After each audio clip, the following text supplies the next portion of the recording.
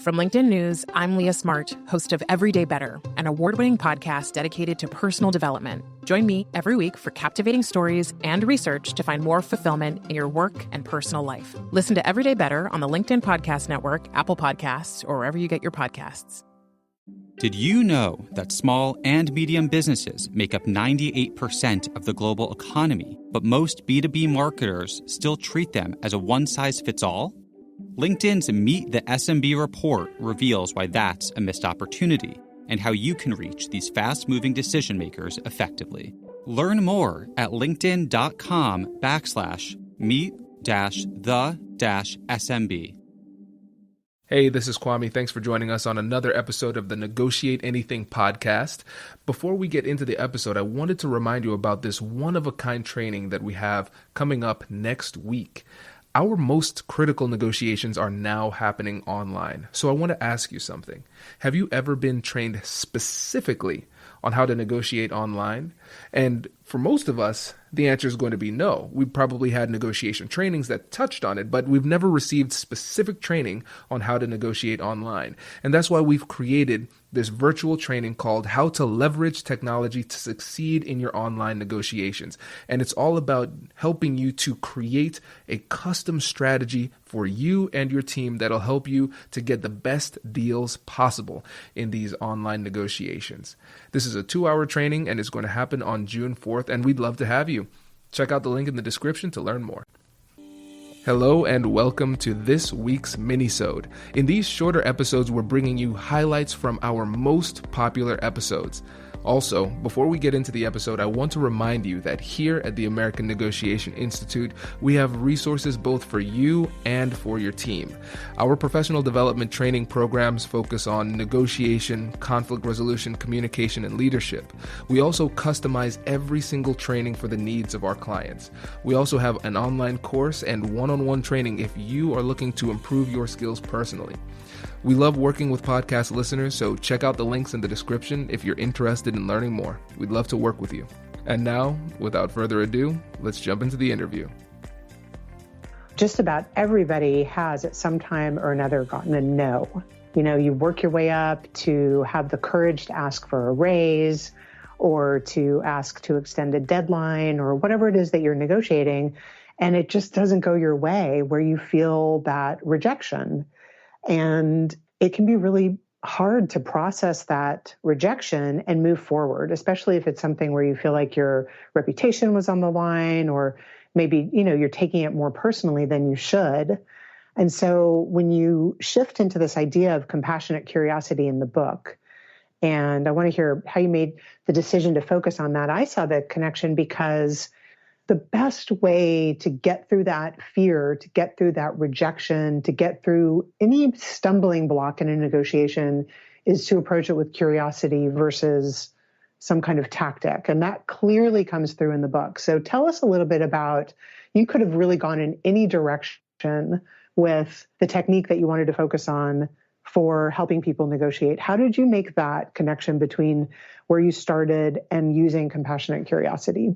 So the framework, I wanted it to be a foundational framework upon which you could build every other negotiation technique. And so when I go into different companies, like Fortune 500 companies, where I'm talking to people who are negotiating 6- and 7-figure contracts, I start with this framework, even though it seems a little bit simplistic, and it is intentionally simplistic. I start with this framework because I want it to be generally applicable. So it's a framework that you could utilize both at work and at home in every single difficult conversation that you have. And then if you want to be more strategic, then you layer on additional high-level tactics on top of it, but you start with compassionate curiosity. And so going back to the simplistic nature of it, it's a 3-part process. So the first step is acknowledging emotions. The second step is getting curious with compassion. And then the third step is joint problem solving. And the reason that I made it so simple is because I wanted it to be a framework that people could think back on and utilize even when they are in their most stressful situations. Because when you're in a difficult conversation and you are starting to get embroiled in emotions, what happens is your body often floods with stress hormone called cortisol. And cortisol clouds your thinking. You can't think as clearly. Also, when your HPA axis starts going, which is your stress response again, your adrenaline starts pumping. It inhibits the depth of processing that your prefrontal cortex can achieve. And so that's the logical thinking part of your brain. And so when you need it the most, your brain is performing at its worst. And so I didn't want to give something that was incredibly complex because I knew that you wouldn't be able to access it given your mental state. And so I wanted it to be something that people could instantly remember and say, compassionate curiosity. I know what I need to do. I found my footing and I can figure out where I need to go in this conversation. Tell us a little bit more about this 3-step strategy. I love that it's so simple because, like you said, you're sitting there, the other person says something you weren't expecting, your stress hormones flood your body and you can't think. So tell us a little bit more about each of these 3 steps. You say acknowledge emotion. What does that mean? So when it comes to acknowledging emotion, essentially what you're doing is you're pointing out the elephant in the room. You can tell that there's something going on with the other person and you want to let them know that you see it. And the benefit is it makes them feel as though they are emotionally validated. Because a lot of times the worst thing you could do is if somebody's really upset or frustrated or sad or mad, you say something like calm down or relax or it's not that big of a deal, which obviously has the opposite impact. It inflames them because what you're doing is you're belittling their emotion. And so when you think about it psychologically, what's happening is that you're in a conversation now with their amygdala. Their amygdala is firing and it is an emotional response that you're dealing with. And the way to quiet the amygdala is by labeling the emotion. And in order for them to be able to say, okay, yes, correct, that's the right emotion, or no, that's wrong, that's the wrong emotion, they need to start to think logically about it. And the thing is, once you pinpoint it, then it has a calming effect because now they don't feel like they need to impress upon you the fact that they feel this way or make you feel the ramifications of their emotions. They say, okay, Kwame sees me and he gets it. So here's an example. So in my mediations, a lot of times it's a situation where litigation has led to this point where we're about to go to trial, but the judge sent it to us to try to resolve the conflict. And so they might have been in conflict for over a year at this point, going back and forth, but they haven't been able to find a resolution. And in so many cases, it's not a substantive barrier that's preventing an agreement. It's an emotional barrier first. It's both. It's usually a mixture, but you can't get to the substance until you get through the emotion. And so I would say, if I were in your position, I would feel frustrated. And so sometimes if they're not willing to open up, I'll just guess, but I'll personalize it. So if they don't want to own it for themselves, I'll own it for them and say, if I were you, I would feel frustrated. And so it has a magical impact because let's say in some situations, they would say, yes, I'm frustrated and here's why. And then they'll start to share more information because it's almost like a deluge of feelings kind of come forward and they're going to share that thing that was hidden behind the emotion. Or they might say you're wrong, which is still good for me because people hate to be mislabeled. So I went to OSU. So let's say I don't want to talk about my alma mater for some reason. Which school did you go to? Well, I'm not telling you which school I went to. And then they say, hey, did you go to Michigan? No, I went to the Ohio State University. It's like, I might not want to tell you, but I don't want you to mislabel me. That's worse. What happens, and I remember very distinctly in one of my mediations, I said, I did the frustration move. And she said, no, Kwame, I'm not frustrated. I'm angry. And I am angry because of X, Y, and Z. And then she just shared the information that she was holding back the entire mediation. And so the emotional barrier is often the first battle that needs to be fought. And you can't even get to the substance unless you address the emotional side. So that's really fascinating. I mean, the science behind it makes so much sense. And the acknowledgement that you can't move forward until the other person feels like they've been seen or heard in some way from the emotional side of it, it's counterintuitive to those of us who may feel like, but this is just a negotiation. We're dealing with facts and figures here. What you're pointing out is that is so important and often overlooked that we are driven by our emotions. So my question is, how does this acknowledge phase, acknowledging the emotion of the other person, what happens with you? Are you addressing anything about your own emotions during those situations? Sometimes I recognize that it's important for me to get vulnerable first in order for them to be willing to share some information. And so you need to have strategic disclosures. You need to be willing to disclose something that doesn't necessarily hurt your position, but triggers reciprocity and makes them feel safer sharing that information with you. And then you'll be able to notice that as the conversation goes on, if you acknowledge the emotion and they feel validated, and you don't need to agree with their position, that's an important part of it. You can recognize that there is legitimacy in the way that they feel without succumbing to their position. And that's a key distinction. And so once you acknowledge that emotion, you might start to see the emotional tenor of the conversation going down. And that's when you can shift to the substantive issue. And that's when you shift to step 2, which is the compassionate curiosity side of it. I think one of the hidden benefits of the framework is that it helps you with timing, because it doesn't make sense to give a logical message to somebody who is operating with the illogical part of their brain. Small and medium businesses don't have time to waste, and neither do marketers trying to reach them. On LinkedIn, more SMB decision makers are actively looking for new solutions to help them grow, whether it's software or financial services. Our Meet the SMB report breaks down how these businesses buy and what really influences their choices. Learn more at linkedin.com/meet-the-SMB. That's linkedin.com/meet-the-SMB. We've all had those situations when we say something that is just factually accurate and the other person rejects it. And we're like, what world are we living in? And then you start responding with more facts, more figures, more logic. But what's really happening is that we are now in a situation where we're talking to their internal toddler. It doesn't matter what you say at this point. They're incapable of comprehending it at a high level.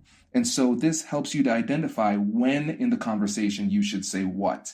And if they're in a highly emotional state, all the logic, all the facts, all the figures that you want to bring to the table, it doesn't matter. They're not ready for it. And so you have to work your way through this process in order to get to the substance. I think about that analogy when you think of when someone is in danger and like the moms who can lift a car off their toddler and they get that surge of adrenaline that allows them to do something that requires superhuman strength.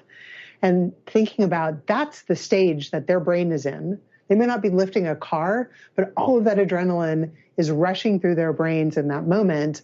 And they're unable to think clearly. If you were to have a conversation with a mom who just lifted a car off her toddler and say, tell me about what you're feeling right now, she's in that completely unable to articulate anything that's logical in that moment. And that's essentially what people are in. That's what I'm reading into what you're saying and what I read in the book. That's the moment that people are in. And you need to know through using compassionate curiosity how to move them out of that stage of highly reactive, my brain can't even think about logic, into the next phase, which is compassionate curiosity. And with the compassionate curiosity stage, the reason that I use the word compassionate there is because it helps you to moderate your tone. And so what I do is I say, let's not get into a very deep discussion about the definition of compassion. I don't want this to get into semantics here. So just think about somebody who you think is compassionate. When you think about a compassionate person, who comes to mind? And what's crazy is the majority of times when I do these at keynote speeches or during my workshops, a significant amount of people say Mother Teresa comes to mind. A lot of people say, oh, my grandma, my mother, Gandhi, something like that. Those are the people who come to mind. It's like, okay, great. Whoever that person is, it doesn't matter, but just keep that person in your mind. And then the question becomes, if Mother Teresa were here in this conversation, how would she ask an open-ended question? And the reason I say that is because we've been in situations where you might have said something where if you just look at the words that were said, it was completely legitimate. Nothing was wrong with what you said. But somebody might say, why are you yelling at me? Or why are you mad? Like, I'm not yelling. The decibel levels of my voice have not increased at all. What they're really saying is that you sound like a jerk. You sound like a jerk right now. And so let's go back to the brain. So if you've worked hard to acknowledge the emotions and you have really quieted the amygdala and you've moved on to the substance, if your tone is off, they'll read that as a threat. And if they read it as a threat, It triggers the fight or flight response, and now you're back into the hyper emotional response and you're backtracking, and that's not good. And so you want to make sure that as you're asking these open-ended questions and soliciting the information you need in order to move on to stage 3, which is joint problem solving, which is essentially just collaborative negotiation, you need to make sure that you keep them in a productive mindset. And you do it by moderating your tone so they feel safe sharing the information with you. That's really fascinating because my husband is always saying that to me, like, why are you so upset? I'm like, I'm not upset. I'm so not upset. So I have to make sure that I'm not coming across as a jerk because that's not good. But what it really brings to light for me is that people hear your tone in completely different ways based on their own experience, the baggage that they're bringing into the room. Maybe this is a high-profile negotiation for them. If they're not successful, they're going to get fired. Their job is on the line, a promotion's on the line. And therefore, they're operating from a different place than you are. They're bringing their own experiences into the room, and you don't necessarily know whether or not your tone is going to be triggering them in some way. So how do you kind of tap into that? How do you know if you're upsetting the other person or if your tone is not aligned with what they find acceptable? A big thing for me would be paying attention to their tone and how they respond, how it changes, and also their body language if you're having an in-person negotiation. And if you're not having an in-person negotiation and you don't have the benefit of body language, let's say you're on the phone, because a lot of times these negotiations happen over the phone now. In those types of situations, you want to pay close attention to their breathing. And the breathing tells you a lot about the situation. Are they sighing? Are they breathing heavily? Has it become completely silent? That might indicate that their body language has completely stopped. So they're having a freeze response, because with the fear responses, it's fight, flight, and freeze. Maybe they've frozen. It's like, okay, that's a fear response. That might be problematic too. And so you just need to be very mindful and not just listen with your ears, but also with your eyes, so you can tell where their head is during the conversation. And then again, if you're in a situation where you might have moved past the emotion and then you ask a question and then you hear some emotion coming back, then you just cycle back to stage 1. And that's the beauty of the framework. It's flexible. It's not a rigid framework. Depending on what you are reading in the situation, it's like, oh, emotion, acknowledge the emotion. Emotion gone, compassionate curiosity. Now I have information, joint problem solving. It helps you to know what to say at what time. The timing is a critical element, but it is really a feel thing. You have to be really cognizant of what's going on the other end. Hey, thanks for checking out this episode. If you like what you're hearing, please leave a review and subscribe. That really helps us to build the audience and helps to signal to other people that the content that we're sharing is worth listening to. Thanks again for being a listener. We appreciate you, and we'll catch you in the next episode.